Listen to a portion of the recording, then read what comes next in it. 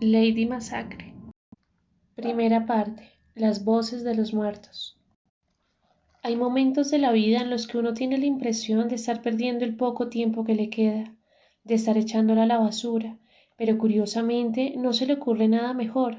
No desea cambiar de vida, no quiere hacer grandes planes de recuperación, no tiene ningún interés en convertirse en una versión mejorada de sí mismo. Sencillamente acepta su inferioridad y se queda quieto, aguantando. Así me sentía yo aquel 1 de julio del año 2008. Unos meses atrás me habían arrojado del periódico a la calle por beber aguardiente en horas de trabajo. Durante 2 décadas había sido un cronista reconocido. Pero de pronto me encontré sentado en un parque al mediodía, solo y con un cheque en el bolsillo. Yo, Frank Molina, el cronista de judiciales que había ganado varios premios de periodismo, acababa de morir y el cadáver ya empezaba a pudrirse. Como mi expulsión había dado pie a un escándalo, me agarré a trompadas con los encargados de seguridad que pretendían sacarme de mi oficina a las malas. Un colega de la competencia aprovechó la escenita para publicar una nota con un titular que decía: el periodista Frank Molina protagoniza riña que le cuesta su trabajo. Eso significaba que ningún otro medio me contrataría jamás. Se trataba de una expulsión definitiva del oficio, no del puesto, y para empeorar las cosas, los sabuesos de los chismes de farándula se encargaron de desempolvar mis expedientes psiquiátricos. Varios ingresos en clínicas especializadas como paciente bipolar y alcohólico confeso, y se cebaron a su antojo exponiendo en público los lados más siniestros de mi intimidad. No me defendí y dejé pasar los ataques, no acepté entrevistas, no escribí ningún artículo haciendo apología de mí mismo, no negué los cargos. Solo me encerré en mi apartamento a escuchar a la derecha, a releer música marciana de Álvaro Bizama, con esa exquisita dicha que otorga el ocio, y a pensar en qué diablos iba a hacer de allí en adelante con mi vida de desempleado sin remedio.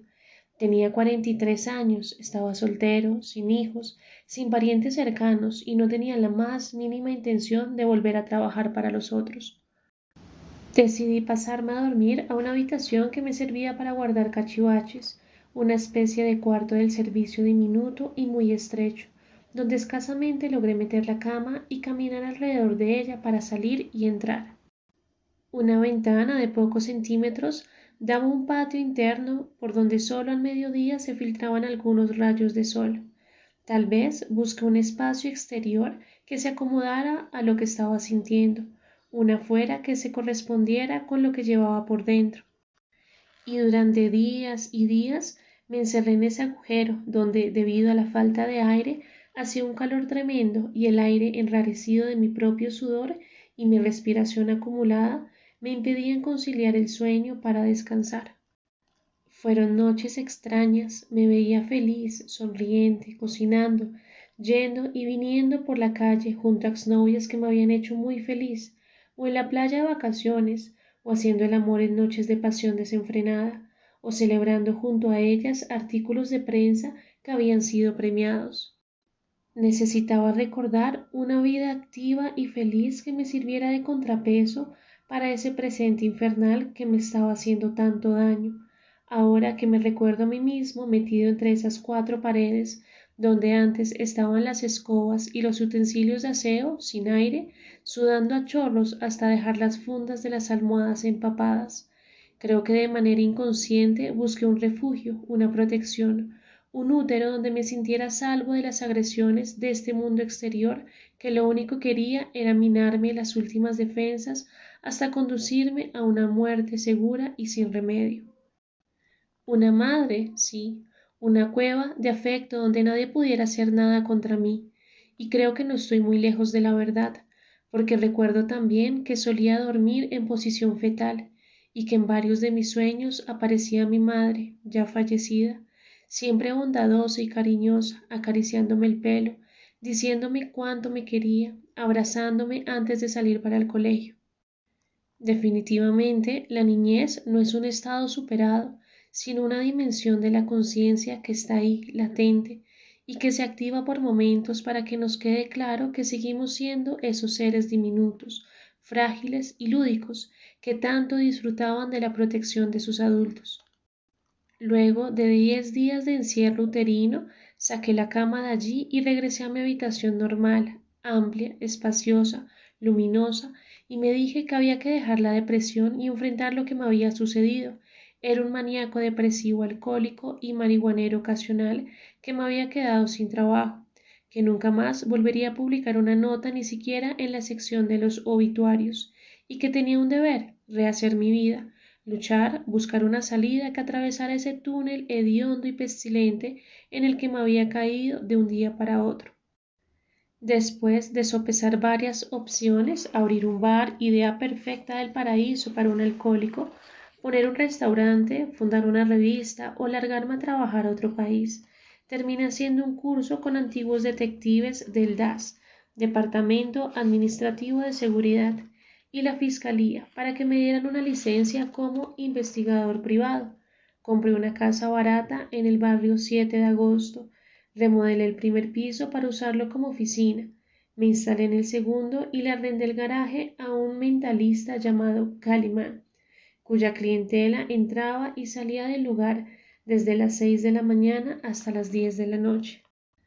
De haber sabido que la astrología, la quiromancia y el tarot daban tanto dinero, me hubiera dedicado a ser socio de Calimán en lugar de ponerme a probar suerte en un oficio que me llamaba la atención, pero del cual no tenía en realidad ni idea.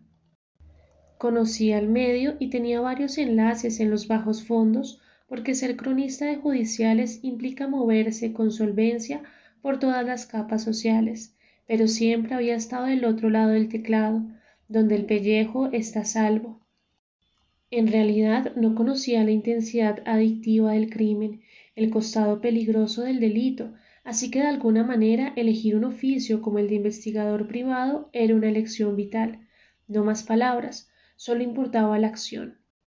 Tenía una licencia para portar un revólver calibre 38 corto y un carné que parecía falsificado. A mí lo único que me había ocurrido era abrir la oficina con un nombre pomposo, Detectives Metropolitanos, publicar un aviso en los clasificados y sentarme a esperar como un imbécil detrás de un escritorio de segunda. Esperar, esa era la clave, esperar a ver qué me deparaba el destino. Al principio me llegaron 2 o 3 casos sosos: investigar el paradero de un marido borracho, rastrear a una amante casquivana y vigilar a una adolescente millonaria que había decidido meter todas las drogas posibles que encontrara en la ciudad. Dije que no a todos, me aburrían, no me entusiasmaban, y decidí continuar en el acuartelamiento de primer grado esperando un caso que valiera la pena.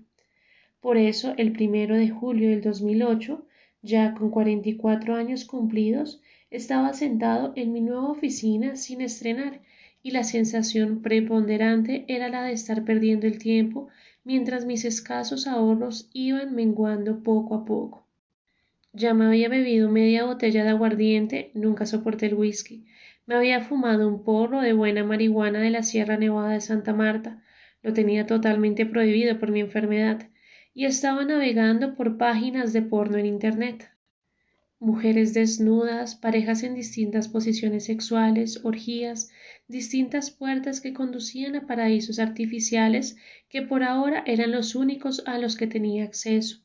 Nada me importaba mucho, ni siquiera ese tipo que se hacía llamar Frank Molina y que cada día me parecía más aburrido y cargante.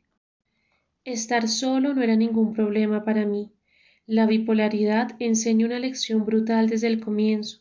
Tarde o temprano los que están junto a ti se van a cansar, van a renegar de tu cercanía, te van a detestar.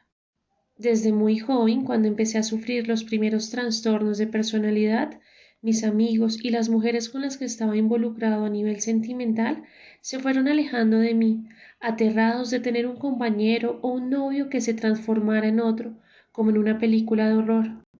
Un día conversas con un tipo, lo dejas de ver un fin de semana, regresas el lunes siguiente y resulta que en ese cuerpo está ahora otro fulano. Es para salir corriendo. Así que nunca juzgué a la infinidad de parejas que me abandonaron durante los ataques o durante mis largas reclusiones en instituciones psiquiátricas. Como es apenas obvio, me fui acostumbrando rápidamente a no soñar con una estabilidad conyugal, con hijos.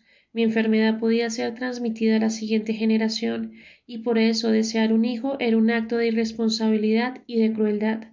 No quería heredarle mi sufrimiento a otro ser, ni con una vida social activa que me impidiera estar rodeado de gente que me apreciara y me respetara. No, eso no era para mí. Nadie aprecia a un individuo que está amarrado en una sala de cuidados intensivos y gritando y amenazando a los enfermeros. Y nadie respeta a un depresivo crónico que se queda en un patio mirando una pared durante horas enteras, mientras las babas le escurren por la barbilla y el cuello. Para empeorar las cosas, el alcohol, la única manera que había encontrado de rebelarme en contra de mí mismo, de escaparme, de huir de esa mente fluctuante e inestable, me convertía en un sujeto aún más extraño y peligroso.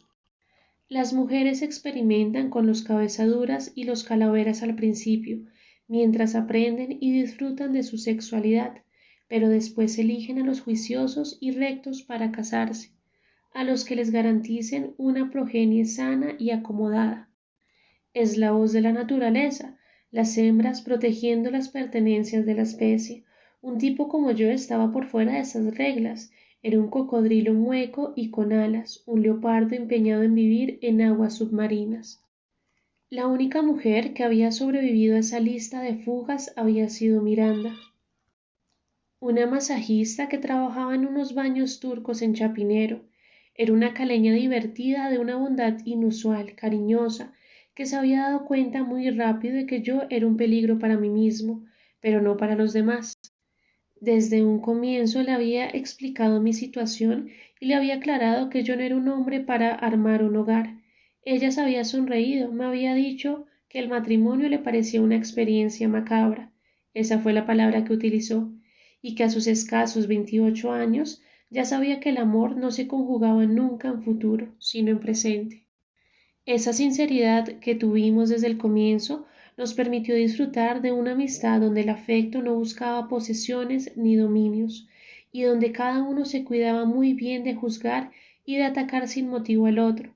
Sin embargo, más allá de ese acuerdo tácito que había entre nosotros, yo sabía que si me acercaba demasiado y traspasaba los límites permitidos, podía herirla sin intención. Si los demás guardaban su distancia, estaban a salvo, pero si cruzaban la línea y querían ayudarme o rescatarme, yo sí podía ser una amenaza grave, que les dejaría unas heridas de por vida. En algún momento cerré los links de las páginas porno, me levanté del asiento y caminé hacia la ventana. Martes, después de un puente, el cielo nublado, las calles mal pavimentadas, la tienda a pocos metros en diagonal, las casas oscuras y tristes del barrio 7 de agosto, el heroísmo de la clase media venida a menos, la zona de tolerancia, varias calles más abajo, los clientes de Calimán que tocaban el timbre con suspicacia, la cabeza baja, como si tuvieran miedo de que alguien los fuera a fotografiar. Entonces tomé conciencia del plural de mi letrero, detectives metropolitanos. ¿Qué locura era esa? Porque no había escrito el aviso en singular. ¿Dónde estaban los otros que justificaban el plural? Y si en un principio me pareció un disparate absurdo y pretencioso, después caí en la cuenta de que mi inconsciente había sido más listo que yo. Frank Molina, según los diagnósticos de distintos psiquiatras, era un bipolar incurable, eran dos hombres en uno, el arriesgado y el entusiasta Frank de las fases maníacas, y el silencioso y hundido Frank de las fases depresivas. Era una oficina donde trabajaban dos investigadores, aunque en principio solo apareciera uno. Recordé que debía tomarme la pastilla de carbonato de litio, único regulador emocional que había surtido algún efecto para contrarrestar lo maníaco depresivo. Lo hice con el último trago de aguardiente que tenía en el vaso y me iba a sentar a seguir disfrutando de mi harén virtual cuando sonó el timbre 2 veces, una por cada uno de los detectives que trabajaban en la oficina.